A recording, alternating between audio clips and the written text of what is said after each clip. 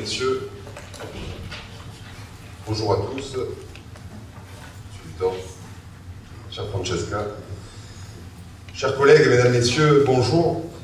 Par rapport au contexte actuel, donc, je souhaitais faire cette petite introduction aujourd'hui et introduire ce moment, donc ce colloque Sentinelle 2, par un petit discours bien sûr de bienvenue, en tant que président de cette université. Je voulais tout d'abord indiquer que dans un contexte national et international particulièrement défavorable, dans un contexte où finalement les universités françaises parlent plus de problématiques d'autonomie, de masse salariale, de budget, il est vrai qu'il est bon aussi de se recentrer sur l'essence et nos activités essentielles et de parler recherche, formation et culture.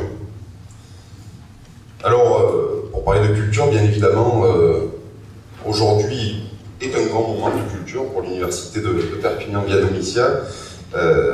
Et ce grand moment de culture, donc, qui correspond à l'organisation de ce colloque Sentinelle par notre amie et collègue Francesca Caruana, avec un romancier, un essayiste, un poète aussi réputé que Michel Butor. Je retiens, monsieur, que vous êtes dans votre élément parmi les universitaires, je l'espère tout du même, puisque j'ai appris que vous aviez enseigné dans plusieurs universités, notamment aux États-Unis, à Nice, à Genève, je crois. C'est donc un honneur de recevoir également un collègue dans notre petite université, un collègue aussi illustre. Et je vais vous faire une petite confidence. Peu désagréable, mais une petite confidence. Je ne vous ai jamais lu.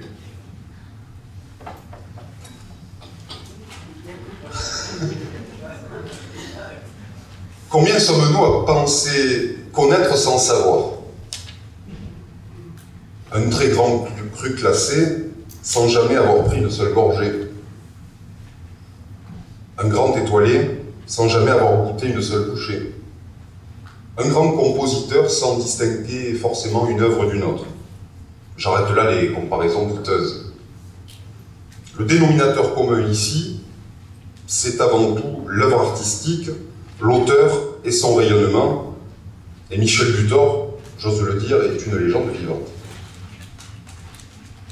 Alors je vais vous faire une promesse également, après la confidence, la promesse, que je ne suis pas sûr de pouvoir tenir. Je vous promets d'essayer de m'installer dans un Paris-Rome, ouvrir un château Yquem 57, la flûte enchantée dans les oreilles, et me lancer dans la lecture de la modification pour combler une part de mon ignorance qui n'a d'égal que mon enthousiasme. Je suis très honoré aujourd'hui, au nom de la communauté universitaire, de votre présence dans nos murs, et également honoré que vous nous rejoigniez dans ce que vous appelleriez avec votre compère Badin, le jardin catalan. Francesca, après Sentinelle 1, que tu as organisé en 2011, tu as donc réitéré cette année, avec ce colloque, les écrits et inscriptions de l'œuvre d'art. Je resterai quand même quelques minutes, parce que ça m'intrigue, le béotien que je suis, le sait, est assez interpellé par ces titres, ne comprend pas forcément le contenu qui va s'y développer. Tu m'en feras, j'espère, un résumé. Ma chère Francesca, au-delà de l'amitié que je te porte et de l'affection personnelle qui est la mienne, c'est à la collègue aussi, enseignant-chercheur et artiste plasticienne que certaines qualifient d'écani, enseignant-chercheur, artiste non identifié, que je m'adresse aujourd'hui donc pour témoigner toute mon admiration et la gratitude au regard du travail considérable, je dis bien considérable, que tu proposes, d'une qualité remarquable, dans une approche sans cesse renouvelée. Dans ce monde qu'Auguste Comte qualifierait de scientifique et industriel, tu nous questionnes, tu nous interroges, tu nous interpelles, et tu nous proposes une élévation. Pour tout cela, un grand merci au nom de notre communauté universitaire que tu honores, et je vous souhaite à tous un excellent colloque. Merci.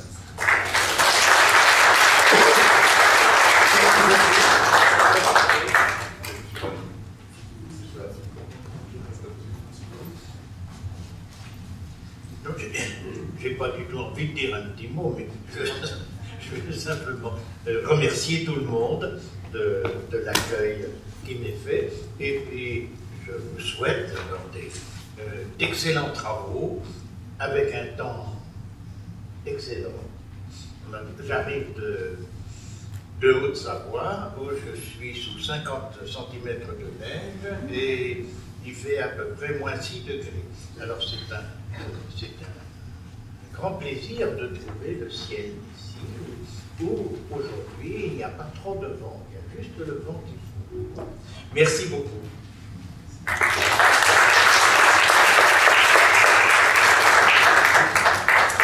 Alors, je vais juste vous dire un petit mot technique sur la question qui est posée par notre président, donc Fabrice Lorente, c'est-à-dire écriture et inscription de l'art. Au moins, ça posera les choses pour tout le monde. Ce sont des questions qui traversent aussi bien la création que l'interprétation, et c'est surtout par la création que ces questions arrivent. On peut écrire au sens large du terme, c'est-à-dire faire des graphies sur toutes sortes de supports, que ce soit de l'écriture réelle lisible, mais aussi ces graphies qui ne sont pas lisibles et qui sont sur des supports variés. La question qui est posée dans ce colloque, c'est de savoir comment ça s'inscrit, c'est-à-dire comment ça dure dans le temps, comment ça perdure, comment le public qui nous dépasse, mais que nous représentons aussi pour les précédents, comment ce public aborde ces images, qui sont des images écrites ou peintes, ou écrites et peintes. Et donc, au travers des axes que je proposais de réflexion, c'était de savoir qu'est-ce qui se passe, justement, quelle est la différence lorsqu'on écrit dans une peinture et lorsque ça a encore du sens, lorsqu'on écrit dans des peintures et qu'il n'y a plus de construction de phrases et que donc ça n'a plus le sens attendu, et puis ceux qui utilisent le matériau de la lettre pour fabriquer des œuvres. Et encore, donc, dernière question massive, est celle: comment peut-on reconnaître ça comme œuvre d'art? Et c'est toujours dans l'univers de l'art, l'inscription dans l'univers de l'art. Alors, j'espère que le colloque va éclairer ces questions, parce que ce sont des confusions très souvent auxquelles nous avons affaire, et le colloque se propose au moins des tentatives d'éclaircissement. Et voilà, c'est tout ce que j'avais à dire sur la présentation du colloque. Après, je vais être la première pour me libérer à intervenir, et puis on va enchaîner. Je vais devoir excuser la présence de Pierre Cornette de Saint-Cyr, qui est souffrant, mais qui m'a envoyé une communication juste pour interroger le public, et que je vous soumettrai tout à l'heure. Voilà, donc de bonnes journées à vous, et merci d'être là.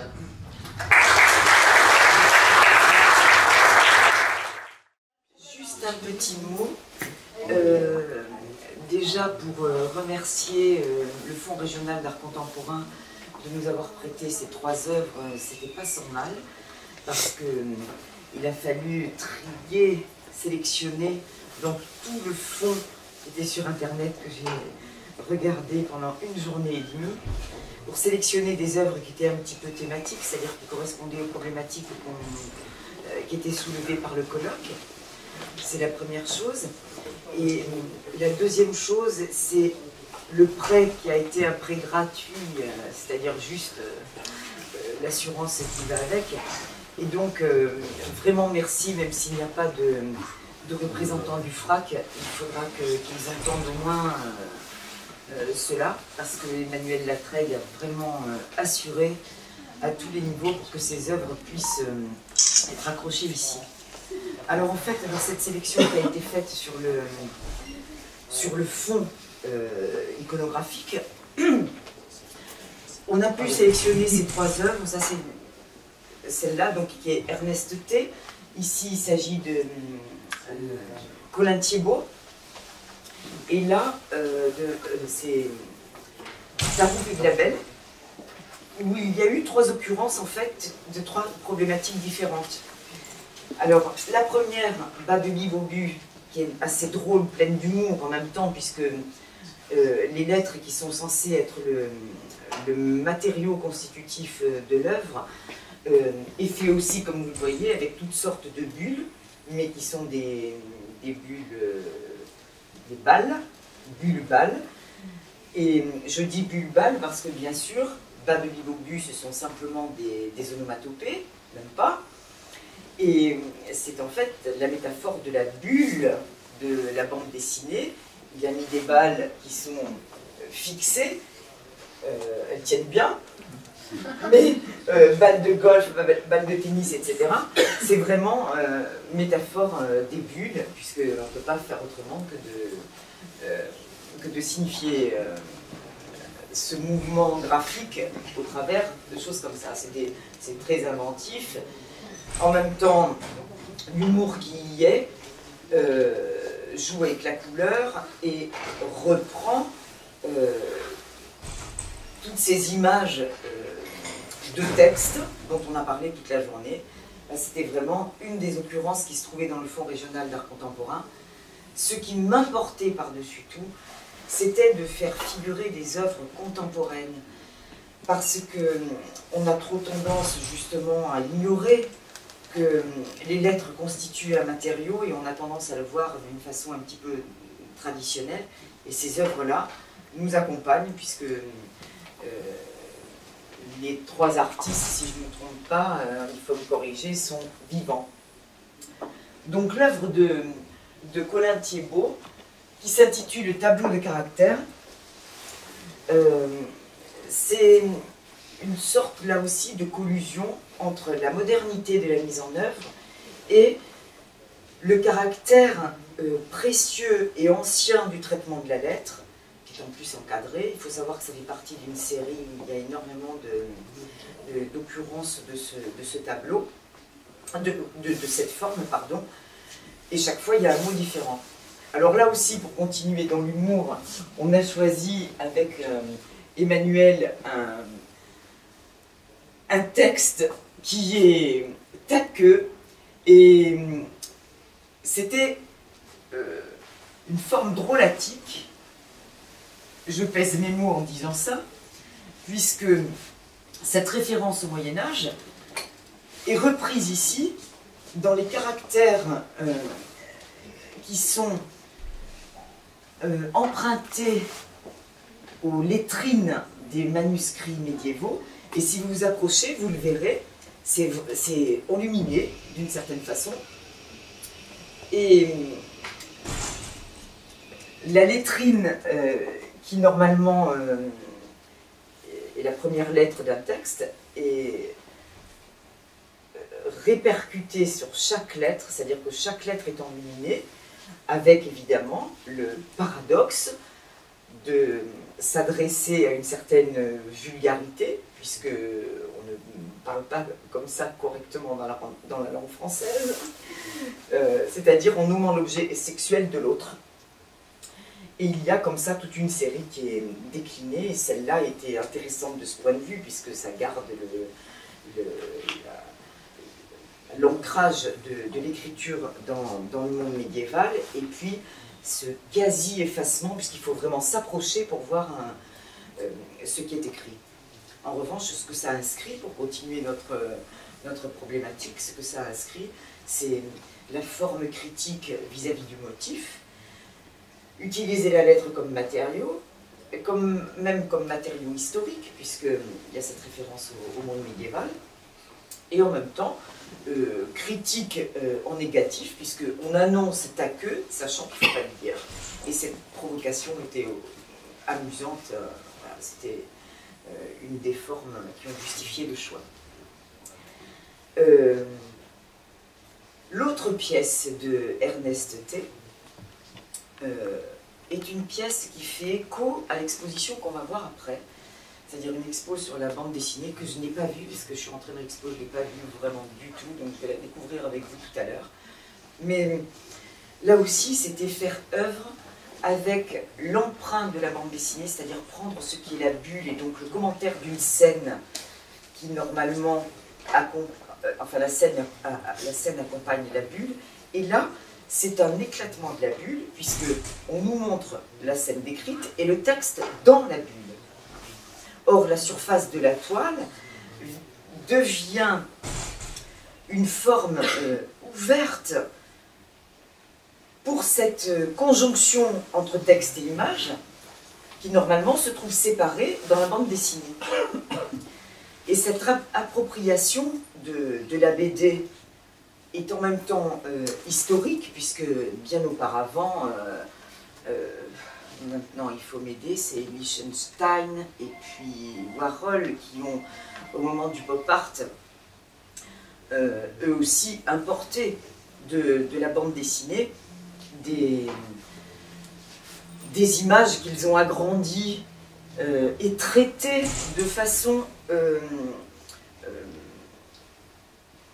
comment dire, ils ont imité les procédés industriels, hein, Lichtenstein avec les agrandissements de la trame, et Warhol en prenant là aussi les onomatopées et en les montrant directement dans la toile. Donc là aussi, il y a ce travail historique qui est fait par rapport à ce qui s'était passé dans le pop art, où on vient... il y a une appropriation donc, de cet univers de la BD qui là s'affiche comme œuvre d'art. Et on voit bien que la BD qui a mis à peu près 40 ans à être reconnue comme art, vous savez que maintenant, que ce soit Régis Loisel, que ce soit Enki Bilal, voient leurs œuvres dans des musées, en tout cas les dessins d'origine qui sont des planches d'origine sont exposés comme les originaux d'œuvres d'art. Régis Loisel a fait des sculptures à partir du personnage féminin, je ne sais plus si c'est Cinderella, maintenant je ne sais plus, je crois que c'est Cinderella, oui, qu'il a fait, je ne sais plus. En tout cas, sur les quêtes de l'oiseau du temps, il a pris ses propres personnages et il en a fait des sculptures. Enki Bilal, n'en parlons pas, il fait des grandes peintures qui sont reconnues par tous maintenant. Et là, c'est vraiment la reconnaissance d'une forme d'art qui était marginalisée, un petit peu donc comme ça s'est produit pour la vidéo, comme ça s'est produit pour la photo, jusqu'à ce que ce soit une reconnaissance des procédés comme image d'art. Alors, sur la question qui nous occupait aujourd'hui, c'est-à-dire la relation entre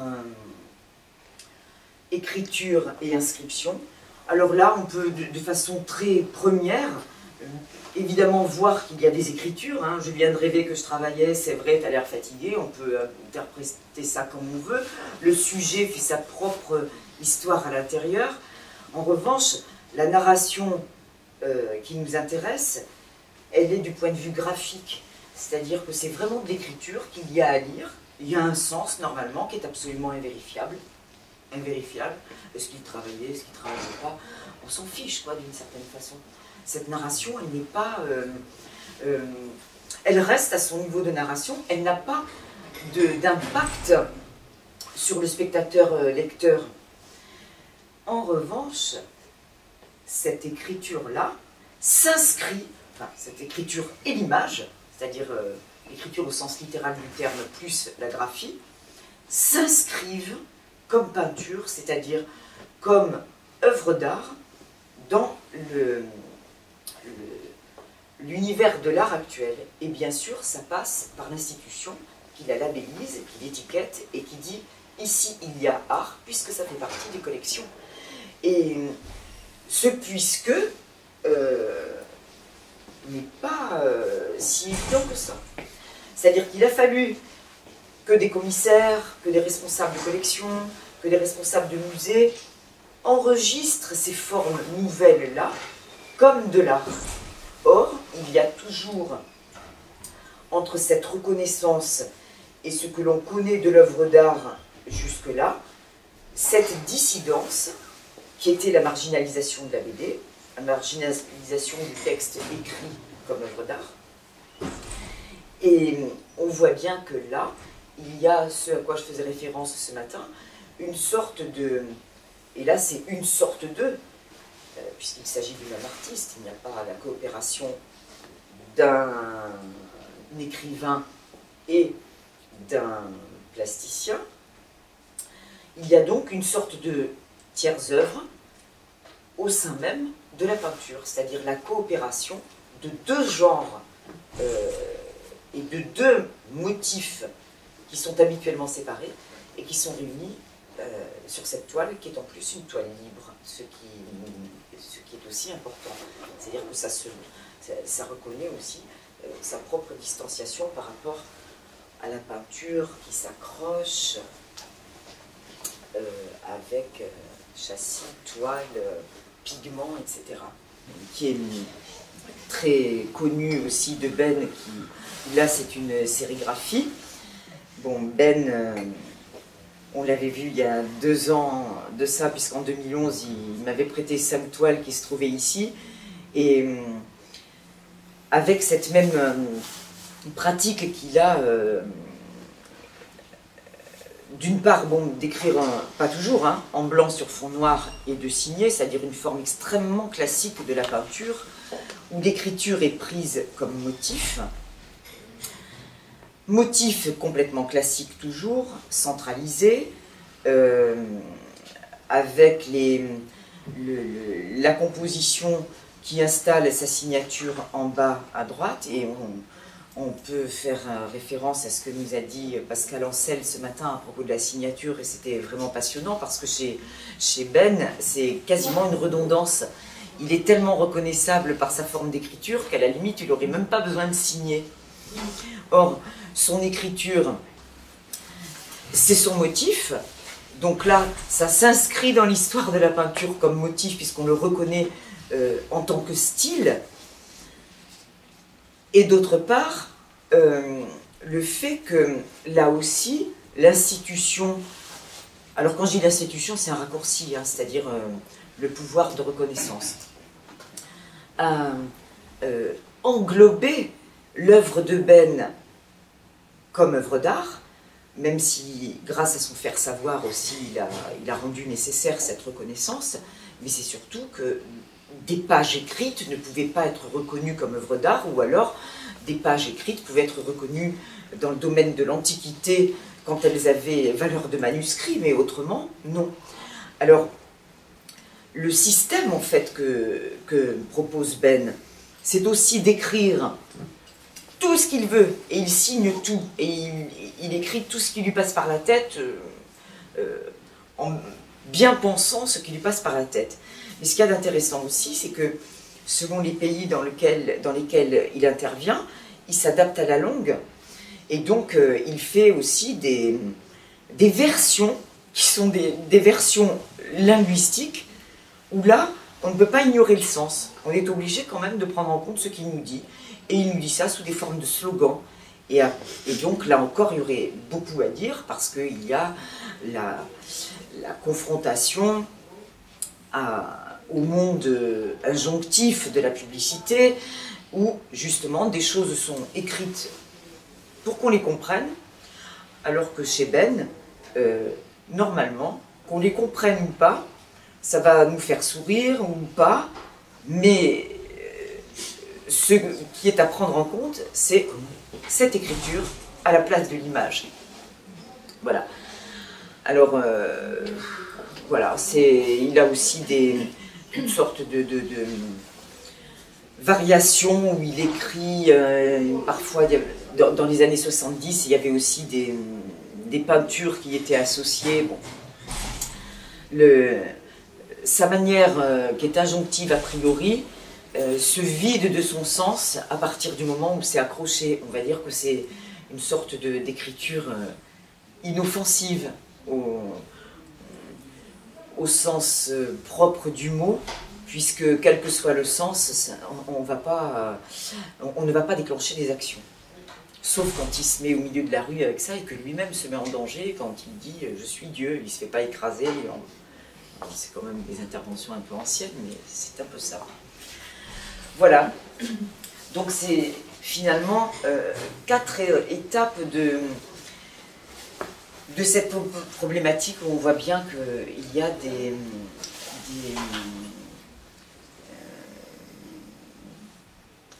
des images, au sens large du terme, qui sont interchangeables, et d'autres qui ne le sont pas parce qu'elles sont statutaires pour l'œuvre. Chez Colin Thiébaut, c'est un petit peu le cas. Voilà. Si vous avez envie de commenter et de faire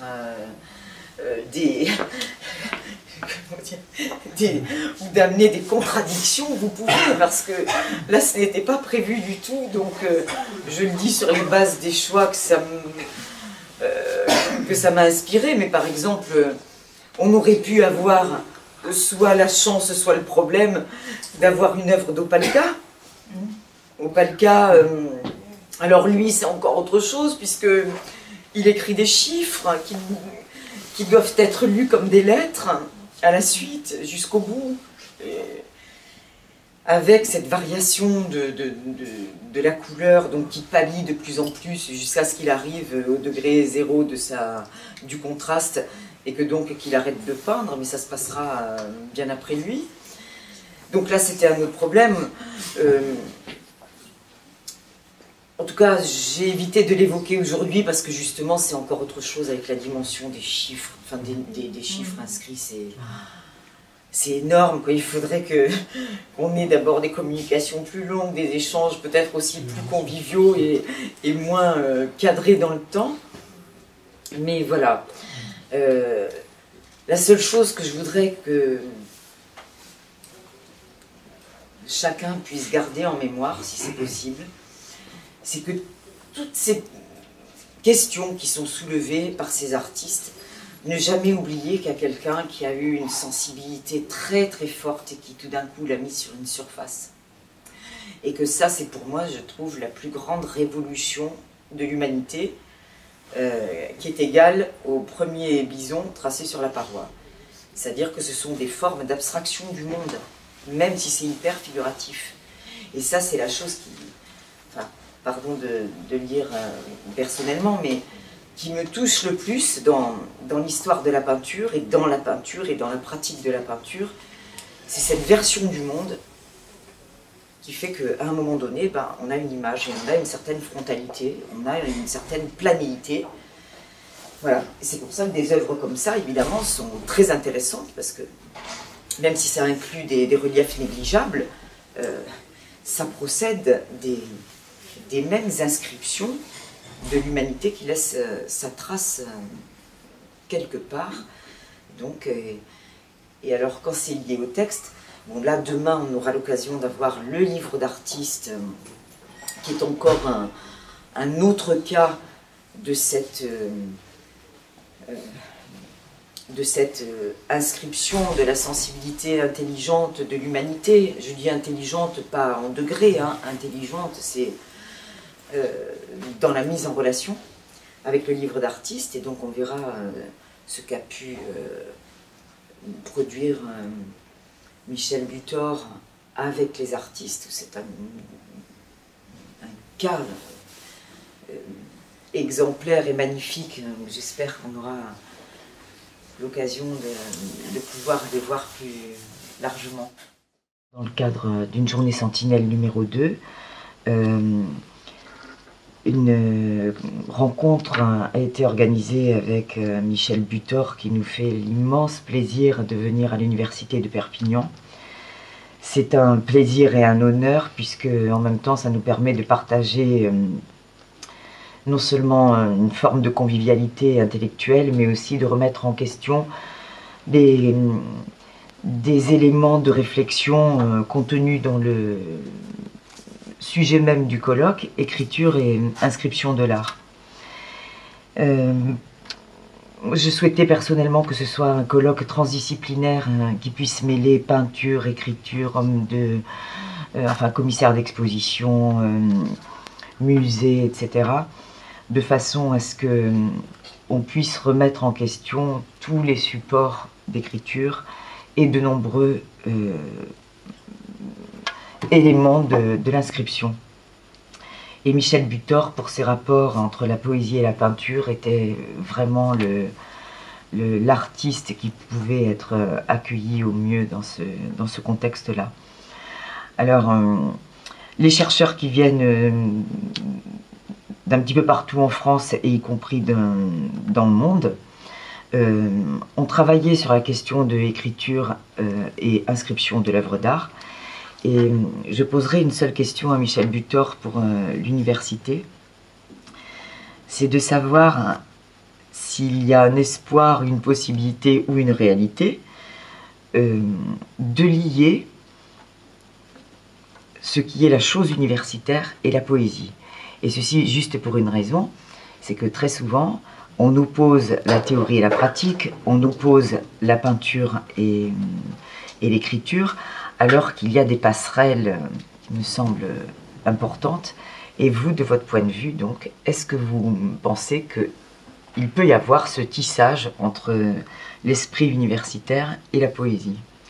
Mais écoutez, j'ai été moi-même professeur d'université pendant longtemps, et par conséquent, je pense qu'il y a des passages. D'autre part, j'ai beaucoup de collègues qui sont aussi des poètes. Je pense à Michel Deguy, par exemple. Oui. Alors, donc, c'est un exercice difficile, parce que, surtout en France, on a un sentiment des rôles bien séparés les uns des autres, on ne veut pas mélanger les choses. Donc, pour réussir à écrire tout en étant professeur, il faut savoir séparer sa vie en plusieurs casquettes, disons. Alors, moi j'étais professeur, pendant des années j'étais professeur à Genève, et ma famille habitait à Nice. Et mon travail d'écriture se faisait à Nice, et puis mon travail de professeur se faisait à Genève. Alors, il y avait un moment où je changeais de casquette, véritablement, où je changeais de monnaie, hein, je passais des euros aux francs suisses, et ça signifiait que je passais du rôle de chercheur dans l'écriture à celui d'historien et d'interprète des autres écrivains. Voilà. Et le rapport avec la peinture aussi? Ah, eh bien, de l'université. Là aussi, autrefois en France, quand j'étais jeune, on estimait que la peinture et la littérature, c'était des choses très très différentes, l'une de l'autre, et les marchands de tableaux se méfiaient beaucoup des peintres qui lisaient des livres, hein. Ils préféraient... C'était beaucoup plus facile de leur mettre la main dessus s'ils n'étaient pas trop cultivés. Mais heureusement maintenant, on est dans une nouvelle période, et par conséquent, il y a toutes sortes de recherches qui ont été faites sur la liaison entre la peinture et l'écriture. Donc, je dirais que c'est plus facile qu'avant. Bien, Michel Butor, bonjour. Oui. Bonjour. En travaillant à l'entretien que nous allons avoir tôt ce matin, je me suis dit à un moment donné, j'ai envie de le placer en tant que fil rouge sur un titre qui pourrait être Michel Butor et l'écriture perpétuelle. Oui. Parce que vous êtes à la tête d'une œuvre considérable. Je ne sais même pas si vous-même vous en mesurez l'ampleur. Déjà, on en a une idée à travers les œuvres complètes en cours d'édition à la différence qui sont, alors, 12, 14... 12 volumes. 12 volumes. 12 gros volumes. 12 gros volumes en cours. Ah ben, série en cours, comme on dit dans certaines disciplines. Voilà, c'est plus compliqué. D'accord. En principe, les œuvres complètes sont terminées. D'accord. C'est-à-dire tous les livres normaux que j'ai publiés dans ma vie ont été rassemblés là. D'accord. Mais les œuvres complètes sont jamais complètes. D'ailleurs,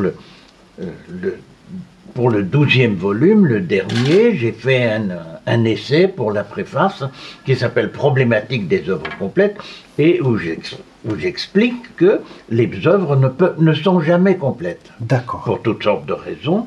Bon, là, ces 12 volumes ont paru, je sens ça derrière moi, mais je continue à écrire. Bon.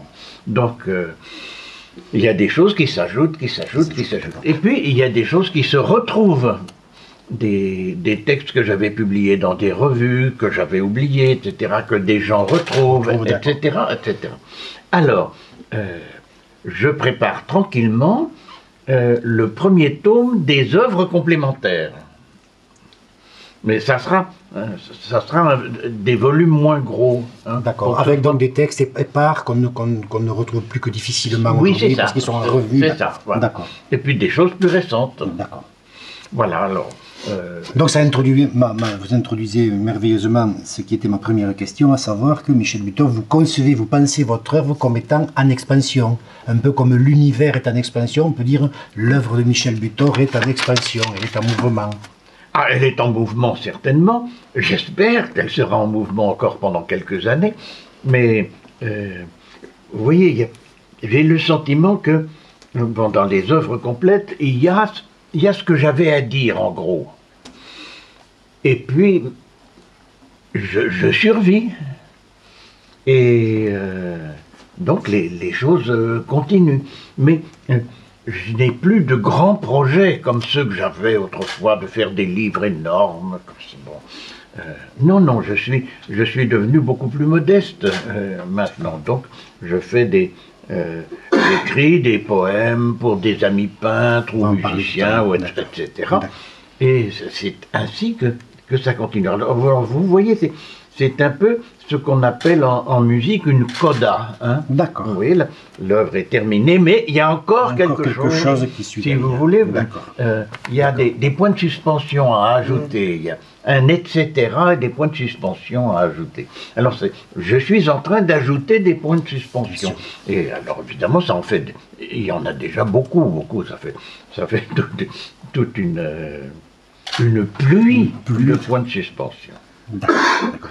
Tout à l'heure, dans l'introduction à cet entretien, vous parliez de cette idée qu'en France, on a toujours eu du mal à séparer, à mélanger les genres. Oui, on était toujours dans une séparation, dans des choses bien rangées, dans des cases, etc. Ça, oui. De même, par rapport à la relation entre écriture et peinture, cette idée que pendant longtemps, on a été plutôt mal vu les poètes qui se mêlaient de peinture ou d'art plastique et inversement les peintres qui voulaient se mêler de poésie, ne serait-ce que par la lecture des textes. Vous, me semble-t-il, êtes dans la deuxième moitié du XXe siècle, portez cette originalité d'être quelqu'un qui a transgresser ces genres-là. On peut dire quelque part que l'œuvre de Michel Butor est une œuvre de la transgression, parce que quand on les regarde, vos œuvres complètes, il y a des essais, des entretiens, des romans qui ne disent pas vraiment leur nom, dont on ne sait pas si ce sont vraiment des romans revendiqués comme tels ou pas, des essais, j'y reviens. La poésie, on en reparlera tout à l'heure, qui aujourd'hui prend une place centrale et première dans tout ce travail. Donc vous êtes quelqu'un qui, de tout temps, avait tenté de faire tomber des barrières et d'ouvrir de nouveaux espaces dans le champ de la littérature. J'ai été obligé, oui. J'ai été connu d'abord comme romancier et pendant un certain temps, lorsque j'écrivais des romans, je me suis efforcé de ne pas écrire autre chose. Hein. Donc, je me refusais d'écrire de la poésie et j'avais de la difficulté à publier des essais, mais cette position s'est vite révélée intenable. Alors en ce qui concerne les essais, c'est parce que on m'a posé beaucoup de questions sur ce que j'écrivais, sur mes romans, et bon, comme j'étais en même temps professeur quand même, je ne pouvais pas me cantonner dans un silence hautain disant débrouillez-vous, c'est vous les interprètes, etc. Non, puisque moi-même j'étais interprète des autres, donc il fallait que j'essaie de répondre aux questions qu'on me posait. Et au bout d'un certain temps, ça a fait des essais, et puis de plus en plus d'essais. On se souvient tous de vos essais sur Balzac, qui reste une référence à la matière pour tout lecteur de Balzac d'ailleurs. Et alors, en ce qui concerne la poésie, je me suis remis à la poésie pour faire des livres avec des artistes. Les artistes ont joué un rôle absolument essentiel là-dedans. Le premier livre que j'ai fait avec un artiste, il date d'après ma période romanesque, si vous voulez, puisque mon dernier roman, Degré, a paru en 1960. Et le premier livre avec un artiste a paru en 1962. C'était un livre qui s'appelle Rencontre et qui a été fait avec un artiste chilien qui est mort maintenant, qui s'appelait Enrique Zañartu. Et c'était un très bon graveur, et il avait fait un ensemble de 5 eaux-fortes en couleur, et il y avait la possibilité, grâce à une galerie que je connaissais, et puis qui avait des relations avec d'autres galeries dans le monde, il y a eu la possibilité de faire un livre avec ces 5 eaux-fortes. Et il fallait un texte. Pour que ça soit un livre, il fallait qu'il y ait un texte. Et bon, j'aimais beaucoup cet artiste, et je me suis dit, oui, je vais faire un texte. Alors, mais il fallait faire un texte qui aille avec ces gravures, donc je les ai... J'avais des épreuves de ces gravures, je les ai mises devant moi, j'ai bien regardé, je me suis imprégné, et puis j'ai raconté une espèce de rêve à partir de ces eaux fortes.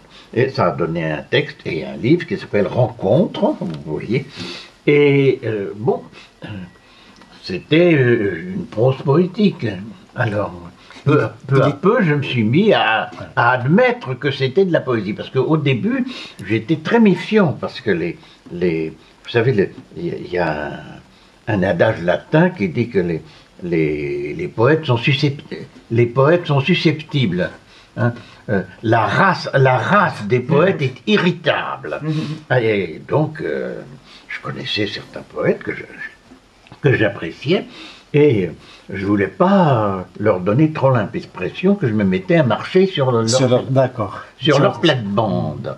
Et puis peu à peu, mais il a fallu des années pour ça, peu à peu ça s'est arrangé. Peu à peu les poètes m'ont admis dans leur club, si vous voulez. Mais au début, il y en avait qui étaient très contre ce que j'essayais de faire. D'accord. Il y avait Kalechinski qui écrit lui aussi dans sa peinture. Comment s'est établi le rapport? J'ai connu Alechinsky lors de sa première exposition à Paris. C'était justement dans cette galerie où a été publiée Rencontre, une galerie qui était rue du Dragon et qui s'appelait la Galerie du Dragon. Moi, mes parents habitaient rue de Sèvres et j'allais souvent à Saint-Germain-des-Prés, et pour aller de la rue de Sèvres à Saint-Germain-des-Prés, je passais par la rue du Dragon. Et les éditions de Minuit, où j'ai commencé à publier, se trouvent rue Bernard-Palissy, une toute petite rue qui donne dans la rue du Dragon. Vous voyez, il y a une espèce de... petite géographie. Oui, une espèce de piège, comme ça.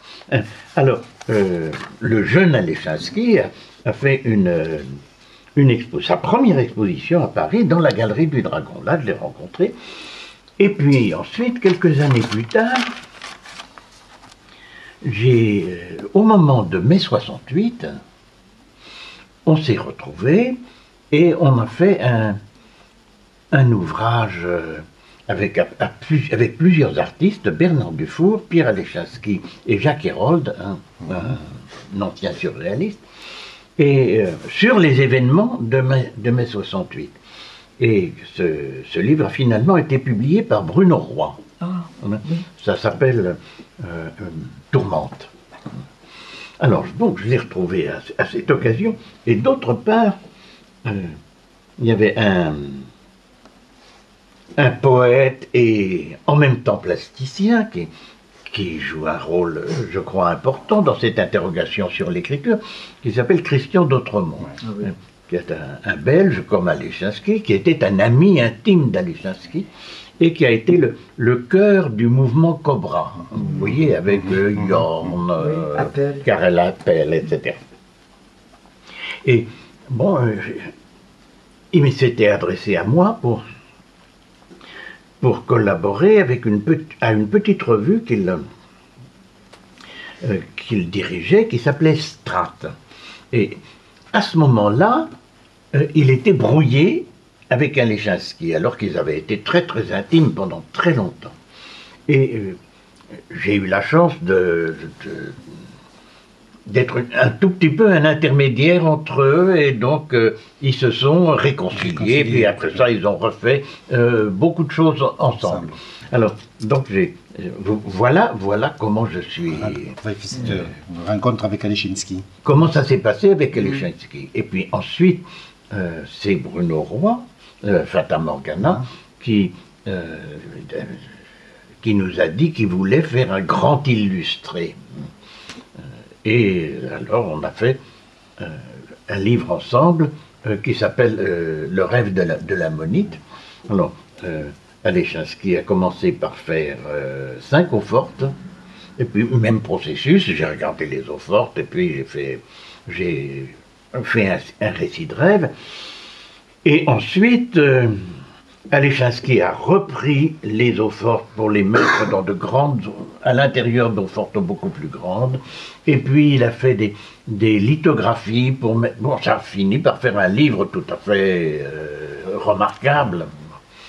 Voilà. Et puis ensuite, on a fait diverses choses ensemble. Revenons en 1962 à cette première rencontre avec Zanartu, ce premier livre qui s'appelle Rencontre, justement. C'est inaugural d'une écriture nouvelle chez vous. Alors la poésie, vous nous avez expliqué qu'il y a mis longtemps à être admis dans le cercle des poètes, Dieu merci, non disparu. Mais il y en a combien aujourd'hui de livres d'artistes, Michel Butor, dans vos collections? Vous en connaissez le nombre? Je ne peux pas vous dire le nombre exact, mais il y en a beaucoup. Voilà, parce que... non, on a le sentiment que ça fait partie du projet. Cette prolifération de livres fait partie du projet lui-même. Ça s'est fait tout seul, peu à peu. Ça m'intéressait de travailler avec des artistes, et puis les artistes étaient contents du résultat que ça donnait.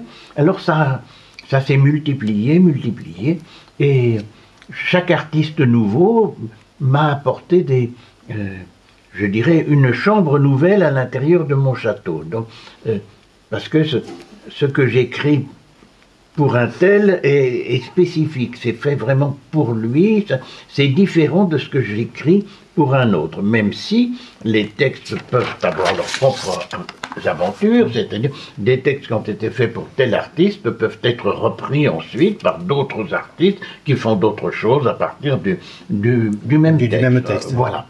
Alors, quant au nombre, le problème pour moi, à partir d'un certain moment, c'était d'être capable de retrouver ces livres. Parce que les livres, c'est très encombrant. Le papier, c'est lourd. Alors, chez moi, il y a des livres partout, naturellement. Il y a les livres des autres, et puis il y a beaucoup de livres de moi aussi.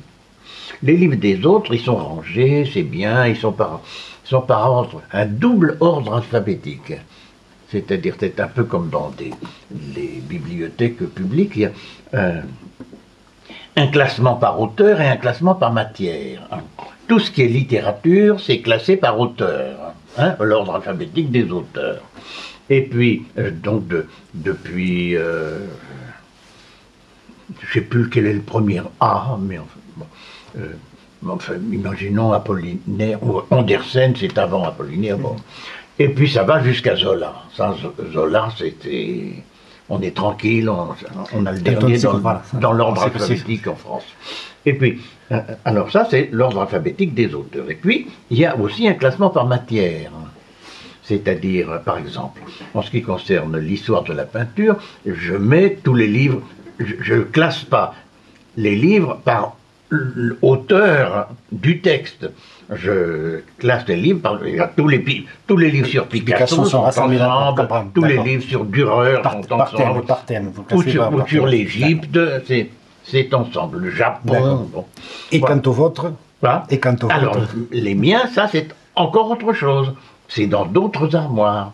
Et pour pouvoir les retrouver, maintenant que j'ai un ordinateur, donc j'ai fait un catalogue qui s'appelle le catalogue de l'écart, parce que ma maison s'appelle À l'écart. Alors ça s'appelle le catalogue de l'écart, et chaque fois que je fais un nouveau livre, je l'enregistre à l'intérieur du catalogue de l'écart, où il y a un numéro d'ordre, le nom de l'artiste ou du photographe, Et puis, le nom de l'éditeur, et il y a toujours un éditeur, même si c'est l'artiste lui-même. Hein. Et puis, le titre, et puis, un certain nombre de données disant que, vous voyez, est-ce que c'est... Justement, est-ce que c'est un peintre, est-ce que c'est un photographe, est-ce que c'est un musicien, parce qu'il y a des livres avec des disques, des CD. Et puis, est-ce que c'est manuscrit, est-ce que c'est un manuscrit reproduit, etc. D'accord. Et alors, il y a enfin l'endroit de la maison dans lequel, en principe, je le retrouve. D'accord. Voilà. Je dis en principe parce que le problème, c'est que j'aime beaucoup montrer mes livres, donc prêter mes livres à des expositions. Mais quand ils rentrent, il faut les remettre à leur place. Et ça, c'est un travail colossal. C'est un travail colossal et donc jamais fini. C'est bien ce qu'on disait. Voilà. il y a toute une organisation autour de ce travail de création, etc. Donc le catalogue n'est jamais à jour. Il n'est jamais à jour, d'accord. Il faut que je me débrouille. Et il n'est jamais terminé, comme l'œuvre n'est jamais complète. Voilà. On a peu de temps, je crois, encore. J'aimerais vous poser juste une petite question, peut-être, parce que pour un grand nombre de lecteurs, vous restez encore aujourd'hui l'homme de la modification, oui. Ce roman inouï, ce roman qui n'a jamais eu d'égal dans la littérature française. Je voudrais savoir, vous n'êtes pas sans savoir qu'on fête cette année le centenaire de la naissance de Claude Simon. Je crois même que vous participerez d'ailleurs au colloque national de la Sorbonne à la fin du mois. Je voudrais savoir quel regard aujourd'hui vous portez par rapport à cette période-là où vous nous disiez tout à l'heure, quand je ne faisais du roman, je ne faisais que du roman, etc. Qu'est-ce que vous en retenez de cette période-là, de ce qu'on appelait le nouveau roman? C'était une période passionnante, hein. Pleine de problèmes, pleine de complications humaines, etc. Et voilà, en ce qui concerne Claude Simon, donc je l'ai rencontré à cette époque-là, et il était plus âgé que moi, parce que, je veux dire, on va fêter son centenaire, tandis que moi je n'ai que 86 ans, j'aurai cette année 87, donc je suis beaucoup plus jeune que lui, mais je l'aimais bien, voilà. J'ai lu, le premier livre de lui que j'ai lu, je crois que c'est Le Vent. Le Vent. C'est le premier qui a paru aux éditions de Minuit. Il avait publié déjà 4 romans. Sagittaire, etc. Oui. Oui. Mais donc, j'avais trouvé ça très intéressant, très bien. Donc, j'ai toujours eu d'excellents rapports avec lui. J'ai eu des rapports plus difficiles avec d'autres, mais ça, c'est tout à fait anecdotique. Mais j'aimais beaucoup la plupart des gens du nouveau roman. Par exemple, j'ai beaucoup aimé Nathalie Sarraute, qui était aussi un personnage extraordinaire. D'accord. Dernier petit point, juste une seconde pour terminer. Il y a quelqu'un qui va parler justement là. Voilà, de Claude Simon, Lise Blanc, je sais. Mais juste une seconde pour clore. Tout ce dont on a parlé là montre une forme, Michel Butor, de jubilation dans votre rapport à l'écriture. Je me souviens d'une visite dans votre atelier à Lucinge avec vos petits carnets, vos ciseaux pour découper, votre colle, etc. Un peu comme dans un espace de jeu d'enfant qui est toujours face au plaisir de la découverte. Vous avez conservé cette naïveté de la découverte face aux œuvres d'art que vous recevez. Ah mais oui, voilà. J'espère bien. Vous voyez, j'aime beaucoup les enfants, j'aime bien jouer avec les enfants, j'aime beaucoup raconter des histoires aux enfants, j'ai beaucoup lu à mes filles, j'ai beaucoup lu à mes petits-enfants, et j'espère qu'un jour j'aurai des petits-enfants à qui je pourrai lire des histoires. Merci beaucoup. Merci beaucoup. Et derrière, petit-enfants. Merci beaucoup, Michel. À qui je pourrais dire des histoires. Merci à vous. Merci beaucoup. Merci. La grande chance de pouvoir écouter Michel Butor, donc partout, qui ne se présente plus, bien sûr. Après, en plus, ces 2 jours, on a parlé beaucoup de ses œuvres. Et on va saluer la présence de Robert Garabé, président de la culture au Conseil général, qui nous dira un petit mot après, mais pour l'instant, on va écouter Michel Butor. Et on peut l'applaudir.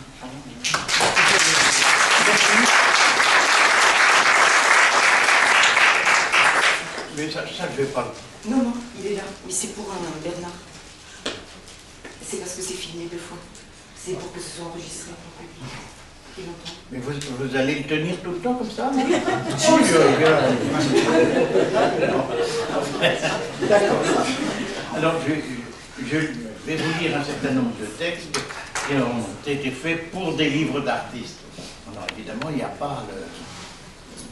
On ne voit pas et on ne manipule pas le livre d'artiste. Donc, c'est ce qui reste. Voilà.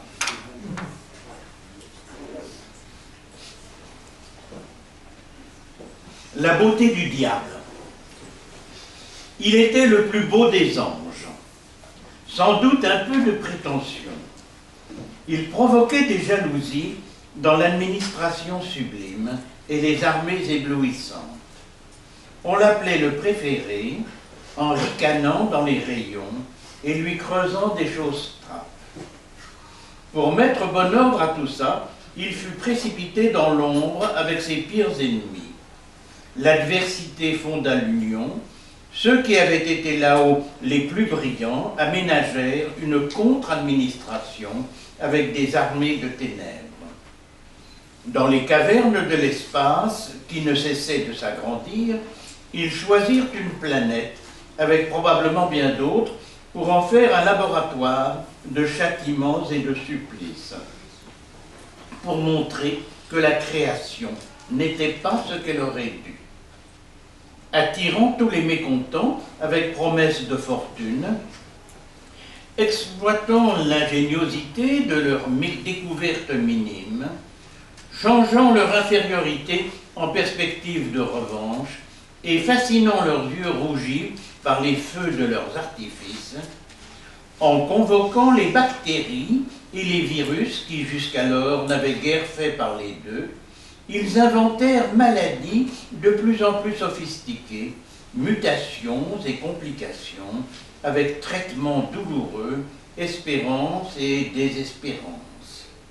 Hôpitaux et amphithéâtres, ziggourats, mines et casernes, escalators et ascenseurs, sorcières, bûchers et pentacles, autoroutes, grues, aqueducs, s'entrecroisant dans les faubourgs, prospérant autour de Dité, tandis que la pollution monte. Père des péchés capitaux, qui vont se spiritualisant en se raffinant tant et plus, passant de vice en expertise dans les détours de la survie, dans la conquête des plaisirs, de la science et de la vertu, depuis les affres et les gouffres. Grand maître des métamorphoses, parcourant échelles et règnes, nous entraînant dans son sillage sur l'hippogriffe au grand galop des énigmes microphysiques jusqu'aux galaxies dévorantes, s'arrangeant pour entretenir le progrès dans l'éternité.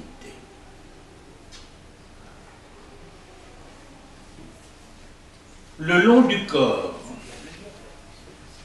tendant le doigt, tendant la main, le poignet, l'avant-bras, le bras, étendant le coude et l'épaule, suivant le cou jusqu'à l'oreille, suivant l'oreille, la nuque, les cheveux, le crâne, de l'autre côté, la poitrine, hanches et cuisses jusqu'aux genoux, la jambe, le talon, le pied, une ligne sur le papier, en conversation avec d'autres, que la couture peut unir, les ciseaux peuvent séparer, pliures, brèches, découpures, la parque déchire la tige qui vole en signaux de détresse, cherchant à renouer le fil.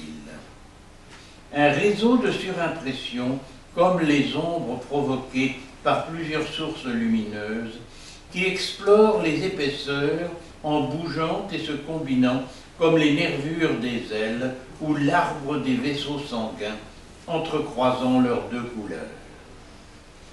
Après tant d'efforts pour quitter la surface de notre terre, comme la blancheur du papier, Dédale échappe au labyrinthe qu'il avait lui-même construit pour enseigner à son Icare les privilèges des oiseaux, sans pouvoir empêcher sa chute. Alors les vêtements s'animent pour découvrir la nudité en caressant les épidermes roulant les poils et les cheveux en écheveaux d'arômes souples, rivalisant avec les moires, les élytres et les pelages, dans un bourdonnement soyeux. Les gardiennes de nos journées défilent avec leurs esquisses, éclairant nos hésitations, pour nous permettre d'aboutir jusqu'au château de libre entente, où les enfants trouvent les jeux qui mènent jusqu'aux solutions des problèmes qui nous dévorent. Palpitations, méditation, la sueur imprime sur les draps les agitations de la nuit, imagination, repentir, essais et erreurs, les impasses, et l'issue qu'on trouve soudain dans la respiration tranquille et la plongée dans le sommeil. Les pointillés mènent la ronde qu'accompagnent les ponctuations. Les minutes et les secondes cherchent les plumes et crayons pour enregistrer leur vertige, sauts de puce ou de kangourou, percés au fin fond de l'espace, dans la noirceur interminable où les astres naissent toujours. La sève et le sang. Rêverie entre deux lectures. Remontant très loin dans le temps, j'atterris au Carbonifère, et dans les forêts de fougères et de prêles sans nulle fleur, ni oiseaux, mais avec insectes et des dinosaures volants, parmi les autres qui pâturent. J'éprouve naturellement le sentiment d'être un intrus, mais c'est pire, c'est comme si d'innombrables yeux me suivaient, végétaux autant qu'animaux, un ruissellement de vision, m'examinant de toutes parts, me dénonçant comme un danger. Le temps passe, je sens rouler les siècles et les millénaires, la dérive des continents, les plissements, les érosions, les astres qui changent de place. Voici que viennent les vrais arbres, certains à splendeur de pétales, sur des savanes emplumées. Et nous construisions dans les branches des tanières très provisoires, nous nous battions à qui mieux mieux, nous disputant nos territoires, tandis que la réprobation gronde silencieusement, comme si nous étions l'annonce d'une terrible destruction. Nous descendons au ras du sol, nous savons allumer du feu, nous agrandissons les clairières pour le confort de nos cabanes et pour multiplier les champs où nous semons et récoltons le blé, les choux, fèves et pois, avec vergers pour les fruitiers. Et puis nous découvrons le fer, les forges sèment l'incendie, toute la forêt retentit de la cognée des bûcherons. Aucun tronc des plus vénérables n'est à l'abri de leur fureur, et comme frappé par la foudre, il s'écroule sur ses enfants. Aidés par des moulins à eau, nous imaginons des scieries, et les gémissements des arbres traversent vallées pour atteindre les villes où nous remplaçons le bois par la brique ou la pierre, tandis que d'autres grands moulins fabriquent la pâte à papier, sur laquelle j'écris ceci. L'encre de mon sang se dépose sur des feuilles de sève sèche pour essayer d'exorciser la malédiction que nous sommes, inventant une autre nature, pour pouvoir réhabiliter celle que nous avons détruite.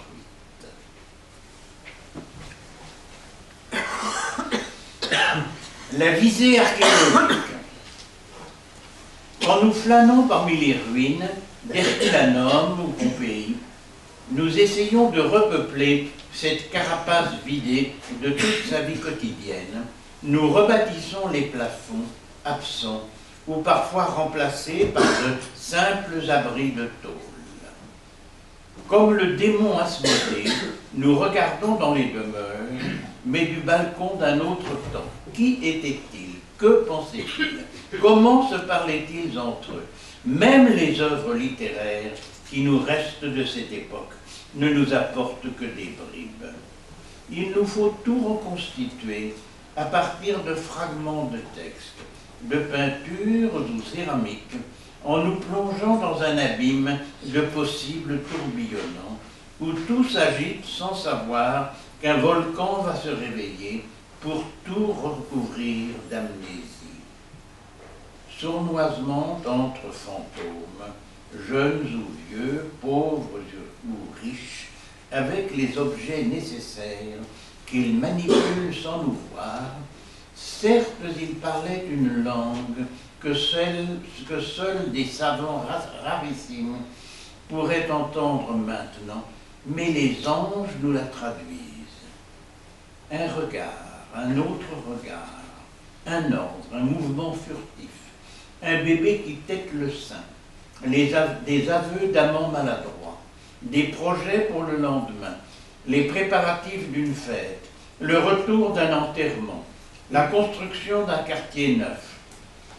Aussi, quand nous rentrons chez nous, les murs deviennent transparents. Volcans germent à l'horizon avec leurs nuages de menaces. Nous ôtons leurs couvercles aux chambres, souvent empilés par dizaines. Chaque objet nous devient précieux, comme rescapé d'un désastre. Notre propre langue s'éloigne, se lavant au fleuve du temps, dans les écheveaux de l'histoire, avec leurs embrouillamini, qui s'éclaircissent aux rayons des bibliothèques futures. Nous entendons en traduction jusqu'à notre propre parole. Notre environnement se vide en silence révélateur. Où êtes-vous? Où sommes-nous? Venez, rapprochez-vous un peu. Nous avons tant besoin de vous. Retrouvez votre consistance. Mais où donc étiez-vous passé? Tout murmure sera baisé. Chant du rebut. Avant de nous précipiter dans les gémonies des poubelles, avant que l'incinérateur nous ait démontés en grisaille, avant le temps d'exposition dans l'oubli du champ d'épandage, prenez le temps de regarder ce que nous sommes devenus. Les mailles à sauter sont luisants, raturés de 1000 balafres. Les boîtes qu'on a cru racler, de fond en comble, ont conservé quelques traces des aliments qui font la joie des moisissures, des mouches, guêpes et serpents, tandis que la rouille progresse. Il y avait des inscriptions qu'il n'est plus temps de déchiffrer. Certaines auraient pu vous dire qu'il valait mieux vous abstenir des dangers sournois attendant de pénétrer dans vos viscères. Maintenant, les mots font appel au seuil d'illisibilité. Cuivre de la publicité, astiqué pour faire miroir aux alouettes du faubourg, maintenant baignent leurs blessures dans la douceur du verre de gris, et les fêlures des bouteilles aux éclats d'outils très anciens, sculpteurs sans que vous le sachiez. Dans les bosses, les éraflures, tout un roman s'est faufilé. L'intérieur jaillit en surface. Ressorts, farcissures, rouages, des bouquets de fils électriques, l'élégance d'une fissure, les aveux des morceaux épars, les coupes dans la société. Quant à ce qui était vivant, tandis que vous le dégustiez, avez-vous pu examiner l'architecture des arêtes, les irisations des écailles, les articulations des os, les implantations des plumages, les couleurs des divers organes? Feuilles d'artichaut dont la fleur n'a pas eu le temps de sortir ses feux d'artifice violets, trognons de choux ou de salade, qui pouvaient faire les délices des lapins et de la volaille, pelure des pommes de terre, faisant cascader leurs volutes, et nous-mêmes abandonnant les coupures de nos cheveux, rognures d'ongles, peau séchée, le sang qui coule, les crachats, et les os que nous laissons inhumés de tant de façons pour le plaisir d'archéologues, qui regarderont à la loupe ce que nous avons méprisé. Intolérance. Donc ça, c'est en hommage à un des plus fameux films de l'histoire du cinéma, Intolérance de Griffiths, qui, vous savez, raconte 4 histoires à la fois. La Passion de Jésus-Christ, la Saint-Barthélemy, la prise de Babylone par Cyrus et une grève dans l'Amérique du début du XXe siècle. N'est-il pas blanc? N'est-il pas noir? Ses cheveux ne sont-ils pas roux? Et ses yeux d'un bleu diabolique? N'a-t-il pas une robe orange? N'as-tu pas senti cette odeur? Il est peut-être contagieux. Il faut le mettre en quarantaine. Ce sont les parents qui l'ont dit. Pourquoi ne vous tuerais-je point? Est-ce que vous n'habitez pas de l'autre côté de la mer, de l'autre côté des montagnes, de l'autre côté des frontières, par exemple d'un parallèle qui tranche la patrie en deux? Les représentants nous l'ont dit. N'écrivez-vous pas à l'envers, de droite à gauche ou gauche à droite, en dépit de notre bon sens? De quel côté conduisez-vous? Il nous faut édifier des murs, surveiller toutes les entrées, car certains pourraient essaimer. C'est le général qui l'a dit. L'écroulement de Babylone, la trahison de Jésus-Christ, nuit de la Saint-Barthélemy, les problèmes de société dans l'Amérique industrielle, tandis qu'au long des millénaires, la mère berce son enfant. C'est le cinéma qui l'a dit. Ne vont-ils pas jusqu'à manger des grenouilles, des escargots, du cochon ou du poisson-chat? Ils mettent du lait dans leur thé. Ils font des portraits des prophètes. Ils sont tellement pervertis qu'ils n'en éprouvent aucun mal. C'est le professeur qui l'a dit. Arrière, les nouveaux venus, avec vos idées dangereuses. Vous avez manqué le bateau. Retournez au fond des ténèbres. Notre honte devient fureur, car nous ne pouvons accueillir toute la misère du monde. C'est le ministre qui l'a dit. Dégagez le terrain, bougnoul, Romanichel, Crouille, Négro, Néandertalien, demeuré, rebut, tordu, débris, minable, pouilleux, lépreux, pestiférés, marginaux, réprouvés, damnés, vous polluez notre atmosphère. C'est l'autorité qui le dit. Un mur s'écroule, d'autres naissent. Parpin, Barbelé, Mirador, dans les pays d'émigration, pour empêcher que d'autres viennent porter maladie et vermine. Il n'y a plus place pour vous, plus de travail, même pour nous. Ce sont les patrons qui l'ont dit. Bottes, bombes lacrymogènes, gourdins, chars et canons à eux, exporter notre savoir-faire pour mater les soulèvements, mais les officiers de l'armée, craignant de tirer sur leurs fils, font tomber le gouvernement. C'est la télé qui nous l'a dit. Rase les cheveux de tes femmes, coupe le prépuce aux garçons, exquise les petites filles, couvre ton visage d'un voile, ne pose pas trop de questions, il y a des espions partout, tribunaux de l'Inquisition, c'est la tradition qui le dit.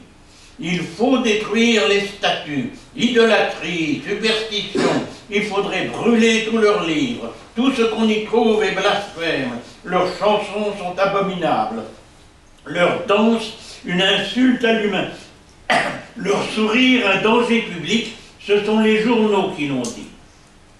Ils n'ont pour droit que l'esclavage, pour aider à notre triomphe.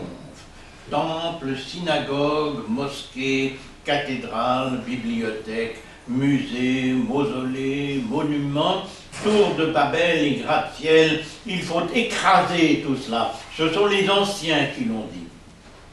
Et une fois qu'ils seront morts, n'épargnez pas leur cimetière. Notre malaise est si profond qu'il faut poursuivre la vengeance sans jamais pouvoir l'assouvir. Vous voudriez qu'ils se retournent dans leur tombe pour vous maudire. C'est leur fantôme qui le dit. Jeu du cirque, extermination, sous les acclamations des foules, injures, mensonges, rumeurs, encore un peu de ce venin pour tétaniser la jeunesse, des explosions de kamikazes, tels des ulcères purulents, c'est la hiérarchie qui le dit. Mon Dieu, ton Dieu, son Dieu, leur Dieu, quel défilé de siècle en siècle, n'en finissant pas de se battre par malheureux interposés. Quelquefois, ils font des accords, se répartissent les fonctions en Olympe ou en Valhalla.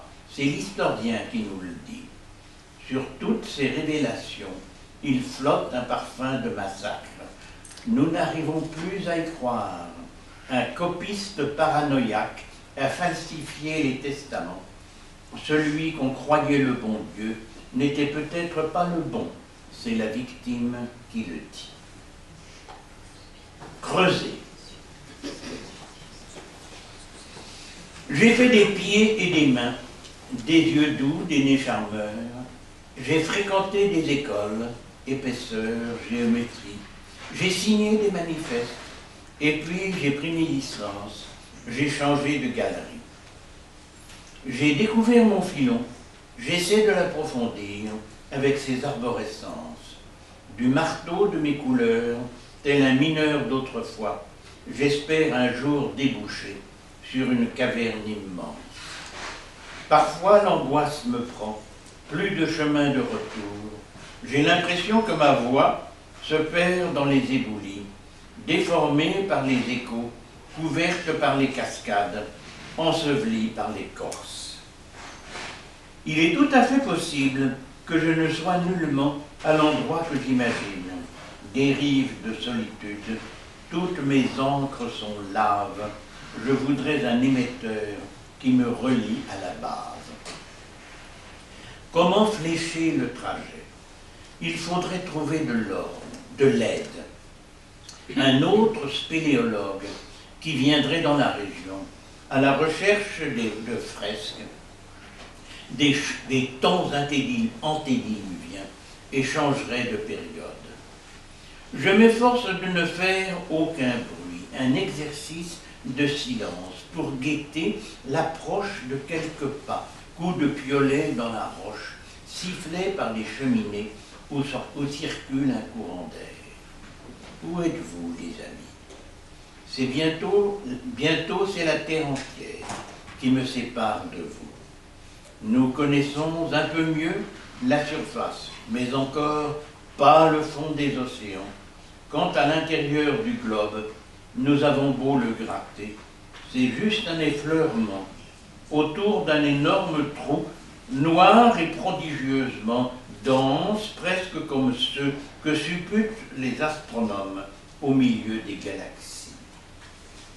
Moi qui croyais tant savoir, je ne puis qu'interroger ceux qui sont si loin de moi. Mais le temps que leur parviennent mes bouteilles à la mer, traversant houilles et glaces, tout s'est déjà déplacé. Les réponses qui reviennent, je dois les reconstituer, les traduire dans ma langue pour retrouver le courage de prévoir l'exposition de toutes mes découvertes dans le gouffre à ciel ouvert. Dans les marais infernaux, sous un ciel de lave et de cendres, dans les grandes flaques de boue laissées par les récents orages, particulièrement furieux sur les hauts plateaux désertiques, je regarde mes ennemis se transformer en batraciens. Ils corassent à qui mieux. Certains d'entre eux me reconnaissent. Ils me lancent des regards tendres de leurs yeux jaunes allongés et s'efforcent d'accumuler tout leur venin pour fabriquer des grenades à me lancer, pour en perforant mes chaussures, me faire écrouler auprès d'eux. Il leur reste quelques vestiges de leur langage articulé. Caquetant, cliquetant, sifflant, ils m'assènent leurs invectives, Dépêche-toi de savourer tous les plaisirs acidulés de ta victoire vengeresse, car cela ne durera pas. Tu viendras bientôt nous rejoindre.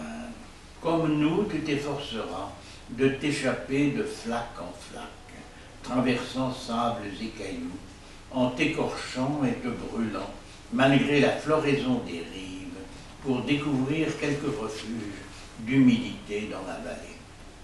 Un chemin semé de cadavres, en franchissant les autoroutes, où les pneus nous écraseront, quand nous nous imaginerons avoir terminé nos épreuves, cherchant l'anéantissement abandonné de l'enfer même que nous ne divertirons plus. Et celui que tu croyais être, délivré de tes ridicules, rira de toi comme de nous, tandis que se dissiperont les nuages de nos mensonges, et que le soleil reviendra implacable sur l'horizon pour illuminer nos charognes. Ainsi les anciens adversaires, réconciliés dans le silence, heureux de leur disparition, s'évanouiront dans la lumière pour permettre à leurs descendants de se préparer au cyclone que les connaissances nouvelles ne manqueront de susciter. Et bien, maintenant, je vais lire un poème fait dans d'autres circonstances. C'est un poème fait pour la musique. C'est pour un pianiste de jazz américain, Mark Copland, et on m'avait décidé de faire un disque ensemble. Et ce disque a été réalisé. Et ensuite, il y a eu un concert de jazz dans une discothèque de Paris. C'était très bien, c'était très passionnant pour moi. Alors lui, il improvise sur des choses qu'il connaît bien. Mais moi, je n'osais pas improviser, donc j'ai préparé tous les textes. Peut-être, dans quelques années, si je peux, si j'ai d'autres occasions de travailler avec des musiciens de jazz, alors je m'arrangerai pour improviser davantage. Mais là, j'ai lu les textes que j'avais préparés. La seule improvisation qu'il y avait, c'était les silences. Les silences dans le texte. Le moment de placer les morceaux du texte à l'intérieur des évolutions du piano. Et c'était évidemment, c'était des moments tout à fait passionnants. Alors, voilà un des textes faits pour ce musicien. Ça s'appelle Hermann.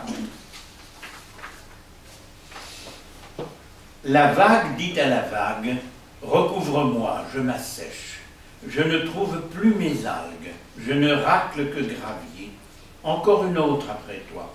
Je retrouve ma vigueur et m'enfonce à l'océan. L'épave dit à l'épave, unissons nos abandons.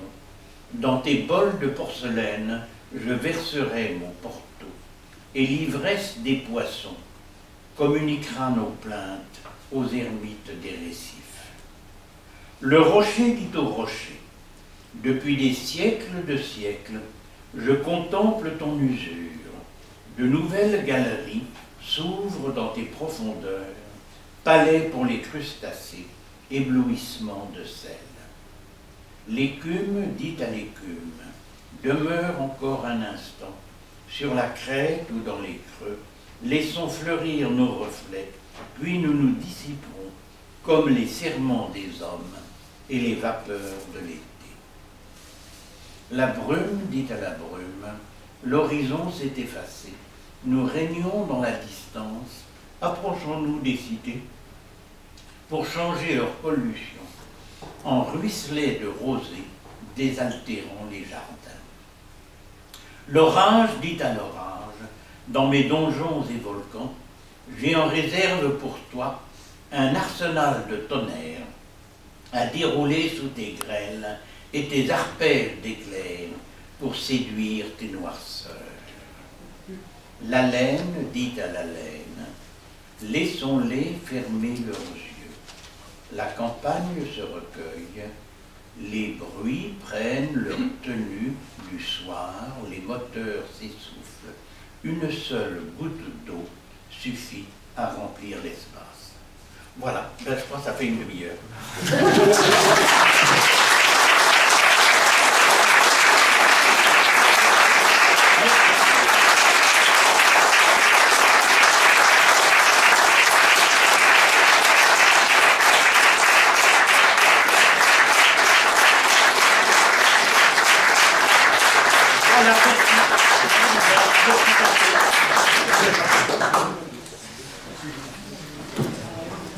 Merci infiniment, Michel Butor. C'était un grand moment et le poème Intolérance est d'une force et d'une actualité terrible.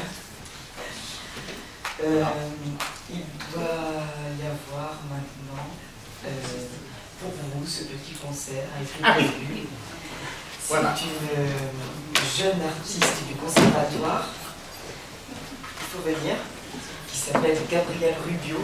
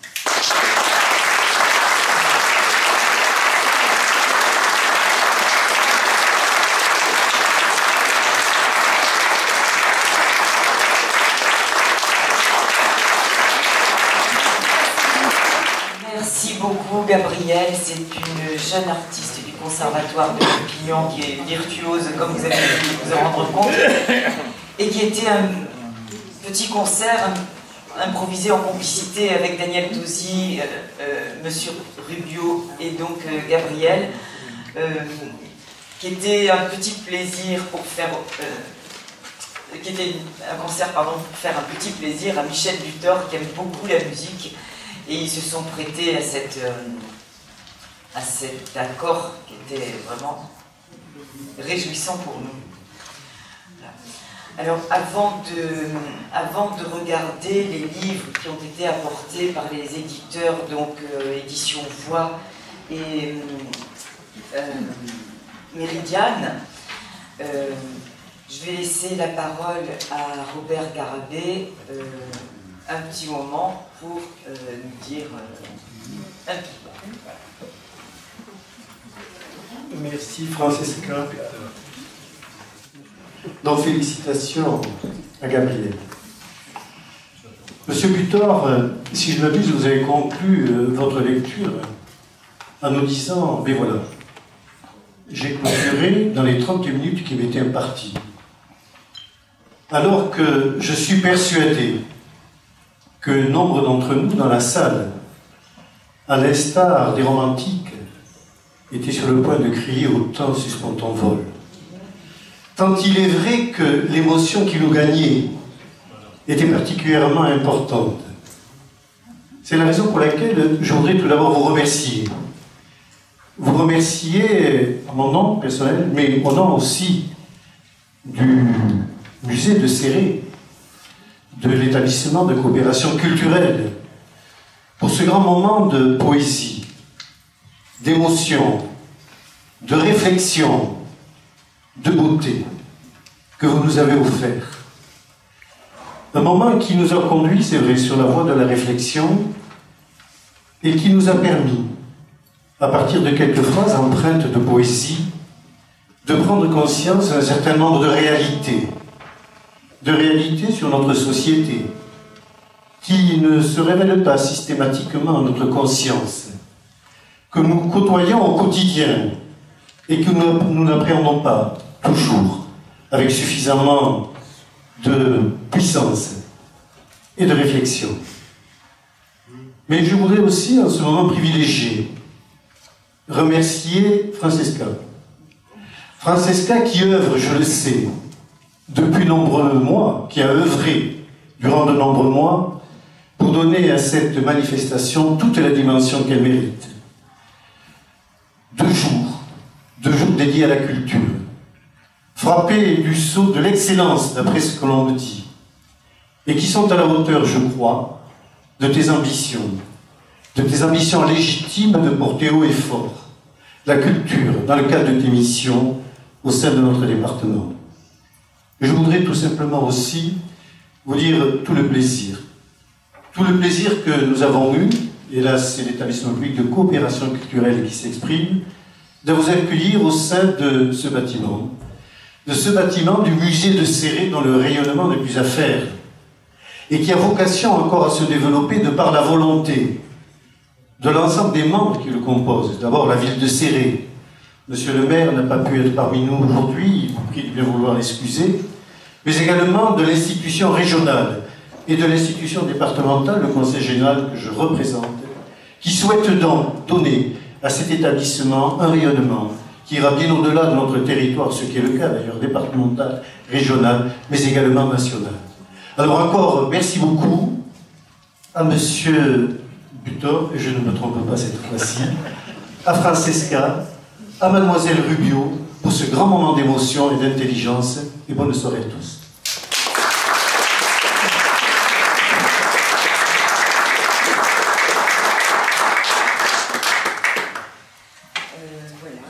Si vous voulez regarder les livres, je crois que les éditeurs pourront vous parler du beau travail qui a été fait. C'est une invitation aussi à conclure ce qui était aussi l'enjeu, c'est-à-dire ce rapport entre poésie et peinture qui était abordé d'une manière un petit peu plus particulière dans notre colloque. Et là, on en a des exemples vivants. je ne sais pas si nous devons, on va pas le faire. Donc on ne va pas en dire plus pour conclure le colloque. On vous laisse maintenant un moment de plaisir juste avec la découverte des ouvrages. Voilà. Encore merci à Michel Butor, merci à tous ceux qui ont participé et au musée qui nous a accueillis, à tous les partenaires que je ne vais pas énumérer. Merci à vous tous.